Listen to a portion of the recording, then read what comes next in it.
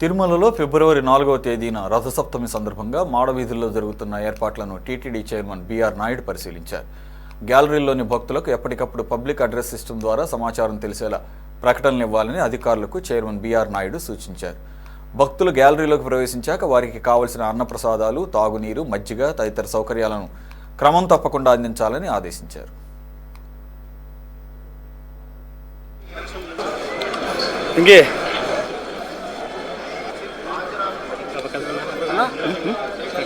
Personal గా వచ్చి visit చేసి ఏర్పాట్లు ఎలా ఉన్నాయో సమీక్షించాలని మా బోర్డు మెంబర్లు అందరూ కూడా వచ్చాం. ప్రస్తుతానికి చాలా బ్రహ్మాండంగా ఉన్నాయి, ఎలాంటి ఇబ్బంది లేదు. వాళ్ళకి కావాల్సిన ఏర్పాట్లన్నీ కూడా బాగా జరుగుతున్నాయి. అందులో ఎలాంటి భక్తులకి అసౌకర్యం కలగకుండా అన్ని విధాల చర్యలు తీసుకుంటున్నాం. సార్, ఈ ఏడాది ఏమైనా ప్రత్యేకమైన ఏర్పాట్లు?